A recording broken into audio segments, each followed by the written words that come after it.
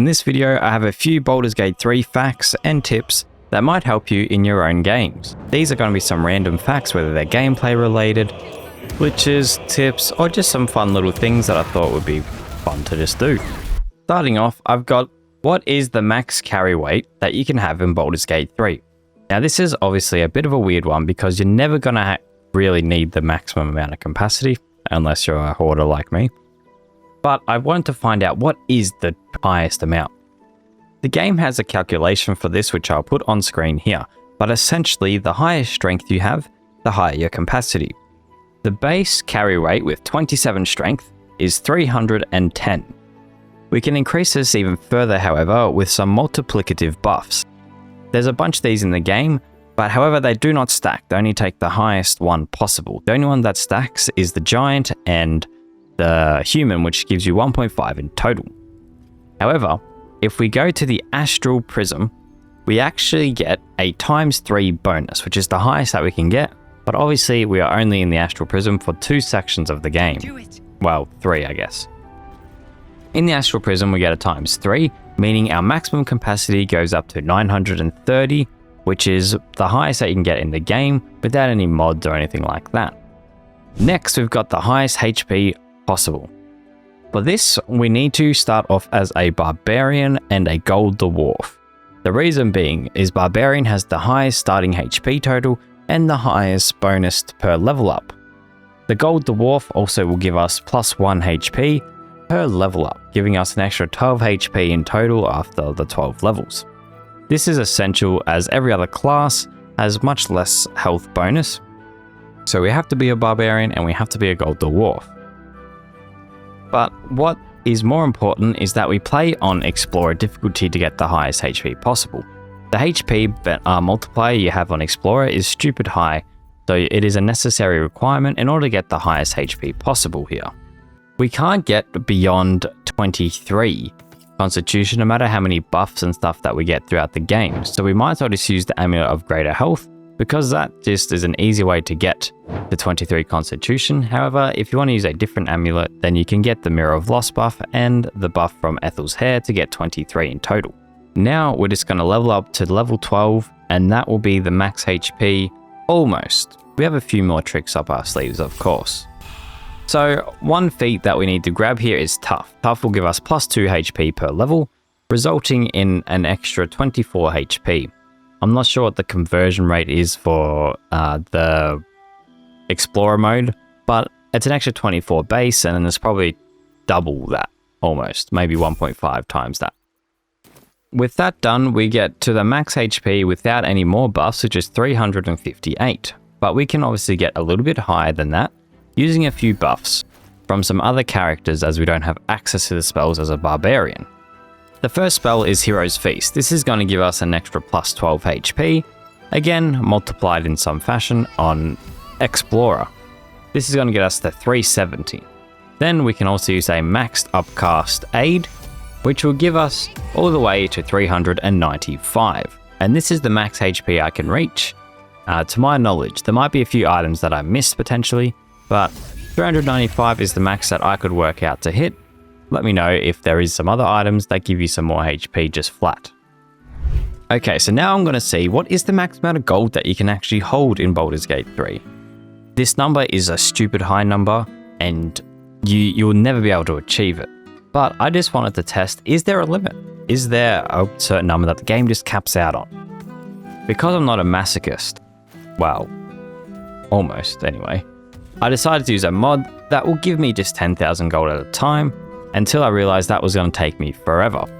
I got all the way to 1 million hoping that it would just stop there, but of course, what was I thinking? They wouldn't make this easy for me. It definitely does not. So while I'm working up my way and working out how to get more gold a bit faster than this method, let's move on to the next one and we'll come back. If you're familiar with the channel, you've probably seen me yap about this one far too many times, but I feel like I still need to include it because it is one of the best tips that you can do in any kind of game mode, but on mode in particular. I'm talking about attitude for traders. Now, each level ups the required amount of gold that you need to give to a trader in order to get their attitude to max. I just gave him 10k because I'm rich, as you evidently just saw before.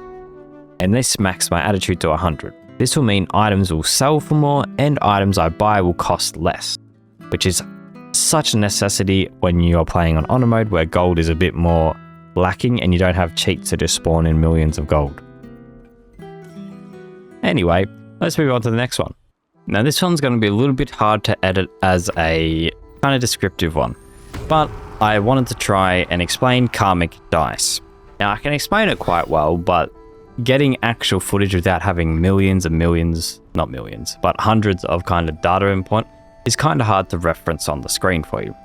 So pretty much, let's talk about it. Karmic dice. Karmic dice is a mechanic that is meant to be a kind of noob-friendly option. It is automatically on by default, I believe, when you play Baldur's Gate 3. And essentially what it does is if you have a large streak of miss rolls, it will eventually give you a higher chance in order to actually hit. So the game will manipulate the rolls in order for you to actually succeed at hit. That's great and all, however, that means it also works for the enemies as well. They also have Karmic dice enabled. So if you are quite good at the game, or you know what you're doing and understanding the mechanics, if you have builds with high AC, this would actually just not benefit you at all. Reason being is the enemies will hit you a bunch of times and miss, and the more they miss, the more likely they are to hit their next roll. If you have a very high AC, the chances are that the enemy's chances are so low to hit that you would much rather just have the game naturally play out, and if they hit you, and not randomly build up this chance where it's like, okay, they've missed 4 times in a row, now they're going to have a higher chance to hit. It is a mechanic that is very noob friendly. It's also important to know that the game doesn't work in the opposite way either. If you hit a bunch of rolls in a row, the game is not going to negatively punish you for that. Hopefully I've kind of explained what Karmic dice is. It's an option that doesn't really explain all that well, but in my opinion it does negatively impact your experience and make it a little bit harder for you as well. So I would turn it off if you want to do an honor mode run or something like that and have high AC kind of in your builds naturally. Turn it off and you should be getting hit that tiny bit less. Okay, so the next tip I've got for you is actually one that I've only worked out recently due to a proxy video. And I thought it was good information to be spread because, yeah, I was completely kind of unaware of a few things here. I want to talk about NPC outlines and the colors of what they mean. Now, it's very obvious to begin with. Red obviously means they are an enemy. You cannot talk to them, and if you try hit them, or if they even see you, they will immediately initiate combat with you. If you are in a fight and there is multiple factions and they're both red, they will attack you because you're a neutral enemy. That's great, but what does yellow mean then? Yellow NPCs are a little bit more interesting. So these tend to be just random bystanders or neutral NPCs. They will talk to you, they will trade with you, and they will even fight with you if you are in a combat where they are forced to be in there, such as the Harpers in the Last Light Inn. If you do the Isabel fight, for example, a lot of them are yellow because they're just forced to be in the fight. If you drag enemies in there in a different fight, they will not help you because they are just a neutral ally. These enemies here around the beach are not helping us because they are yellow. Even though they are quite weak, I'm not even sure if they can be programmed to fight, but if they were green, maybe they would. So, to show you this as an example, we're going to head into a different area and get a green ally on our side. Thankfully, earlier on in the video, we actually went and made an ally green before. Roland here is green because we gave him added gold to give him max attitude. So now, we're going to hit the enemy outside here, and he's going to turn red because now we have aggravated him and he was yellow before.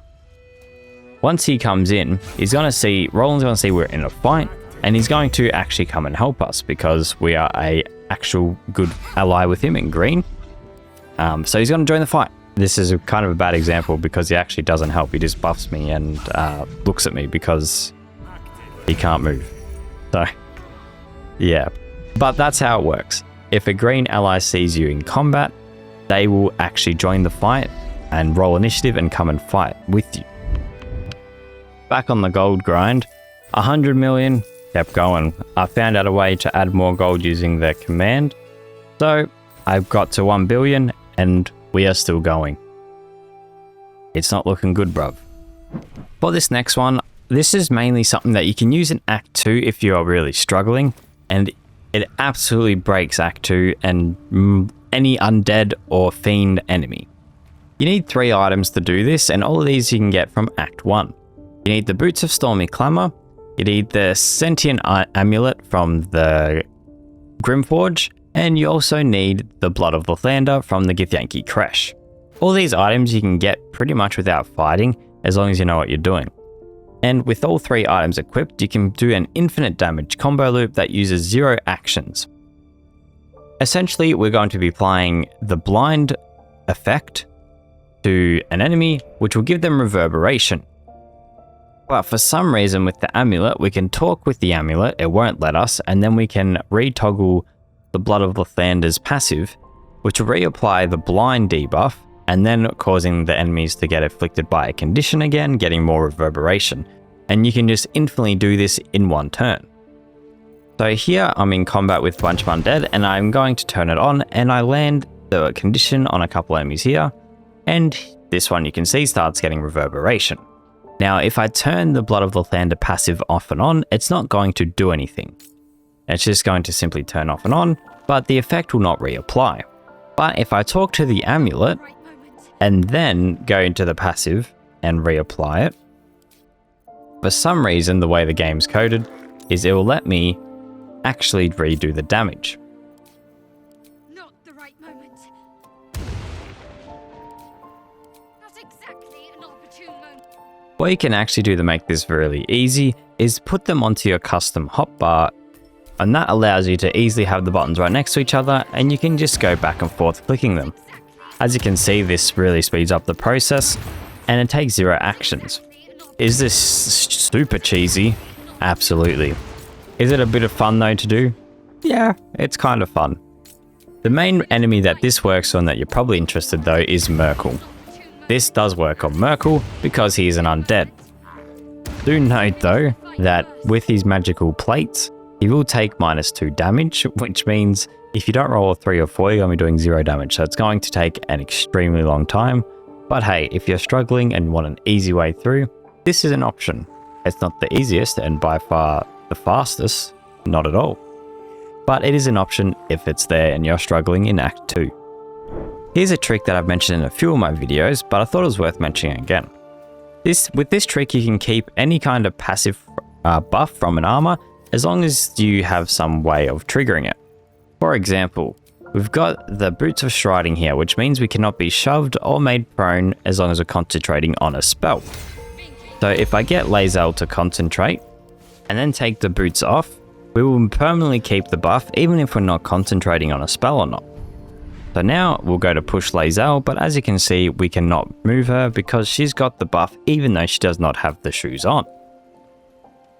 This one is probably one of the better ones that you can do this with, and also the Shadeclinger's armor, which will give you advantage on saving throws when you're obscured. So you just hide in some obscured area, put the clothing on and then take it off, and then you'll have it permanently until your next long rest.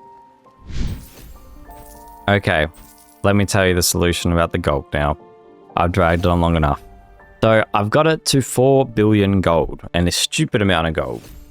And at this point, I noticed some weird things started happening, like my carry weight. As you can see, it's in the negatives and I'm no longer heavily encumbered, even though I have billions of gold literally on my person. So I knew something was going to happen. Whether it was sooner or later, I added another billion gold and the counter started to break. With the counter broken, I decided to work out, okay, what is the exact number the counter breaks?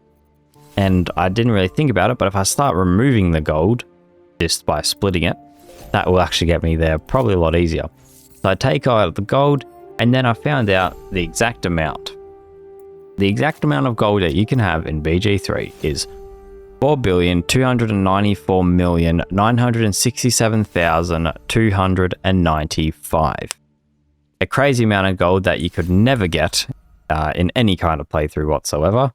But interesting to know that that is the number that the engine will just not go any higher above. do you mean? What else is down? Okay, so this one is going to be a little bit more of a kind of glitchy mechanic kind of thing that I wanted to explain for people who don't know.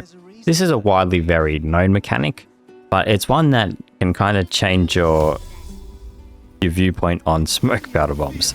Now, smoke powder bombs are kind of weird because you can actually blow them up multiple times with only one bomb. It's very weird how it works, but I'll explain to you here. So as you can see, I had one smoke powder bomb on the ground, but we actually blew it up 5 times. The reason being is we actually did 5 different separate instances of damage to that one singular bomb, and because damage is calculated all at the same time, it actually blew up the bomb 5 separate times. The bomb only having 1 HP means any kind of damage will blow it up regardless of how small it is. So we blew it up with our magic missile, we then blew it up with the lightning charge, we then blew it up with the radiant damage from our Callous Glow ring. Alright, and then it says it blew up, which is not right because we actually triggered the 8 stacks or 8 stacks, whatever it is, of lightning charges that does the extra D8 of lightning damage. And then that procced the Callous Glow ring again. So we blew it up 5 times in that one magic missile. You can do this a stupid kind of amount if you know what you're doing and get up to about like 10, 11, 12 kind of explosions, assuming you have all the right damage riders and things like that. This turns one single bomb into a mega nuke. And with other things like frozen or stunning an enemy so they can't pass the deck saving throw, you can do a stupid amount of damage. I saw a video on it couple weeks ago, and I'm kind of keen to try do an honor mode solo run with that build, so let me know if you want to see that. On the topic of damage riders, I figured this is probably a good point to explain those as well. This is another damage mechanic that pretty much means damage riders will do damage off of a different source of damage actually doing the damage. It sounds crazy, I know, but it's easy to explain once you see a damage log. So I've got the Hexblade Curse on this Steel Watcher here, and I've got a bunch of magic missiles, Callous Glow ring, and lightning charges. So I'm just going to shoot all those magic missiles there, and you'll see the combat log looks kind of crazy. And this is not even like a stupid version of it. This is pretty tame. But pretty much every magic missile will proc the damage riders. So the Callous Glow ring doing 2 radiant damage is a damage rider. It will only do that damage if something else does some damage. Lightning charges are pretty similar. They will only do damage if something procs the damage to be done and the lightning charges to be gathered. Like, you can't do damage with just lightning charges on their own. They have to go off something else. This is one of the mechanics that make builds so broken when you understand how to proc a bunch of damage riders from singular abilities like Magic Missile or throwing builds, things like that. That is what accelerates a good build to a broken build. But enough of this nonsense yapping about stats and damage. Let's just see how many explosions it takes for my computer to break. I start off with 12. Not enough. Obviously. I then upped the ante. I thought 18. Not enough. Let's just jump all the way up. 60. Not enough. Nowhere near. A little minor stutter. Weak. Now I said 120. Weak. Still. That's it. 300. Surely it's gonna break at 300. I'll stand in the middle of it as well. This is the one. Yeah. Hang on, why is my game still running?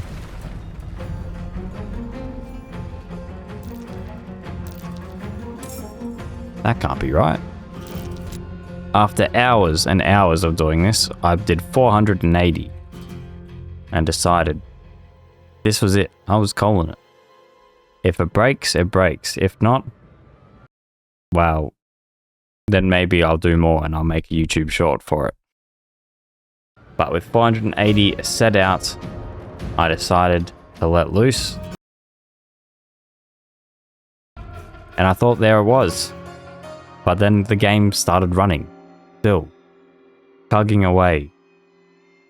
And then eventually, it settled down. But at this point, the game was completely frozen. The game was still moving and still in action and running. However, I could not do anything. I could not move. I could not click anything. I could not open any menus. I couldn't pause. No matter what I did, it would not change anything that was going on the screen. So I decided to do what any normal person would do and load a quick save. I saved just before I blew up the barrels, so I thought maybe if I can quick save, I can then just add a few more barrels to the pile and hopefully get the crash. However, I clicked the button and I waited and I waited and I waited and I could not get that quick load to work. Until about a couple minutes went by and eventually it started to load into my quick save. And I said, all right, here we go. We loaded straight to 75 and then it stayed on this screen for about 10 minutes. So I think the save file was cooked. I think 400, it might not crash the game, but it cooked the game. Nothing was happening. So I'm going to call that as a win. Sound fair? I think it's fair. I just want to say thank you for watching. This one was a little bit different. I just wanted to produce kind of a fun little video that was still Baldur's Gate, but was slightly different to my normal content. Just because my normal content takes a very long time to make. Where this is something I could do in a day and, have a bit of fun and just find some things that I thought would be interesting to know the exact things of. So if you did enjoy, subscribe, leave a like, and check out some of my other videos. They're a bit more going on, a bit more involved. And I will see you guys in the next one. See you later. Oh, and before you leave, follow my Instagram. I'm gonna, if you want to be more up to date with what I'm doing and where I'm at in my honor mode runs and stuff, I'll be posting stories on there. Yeah. Bye bye.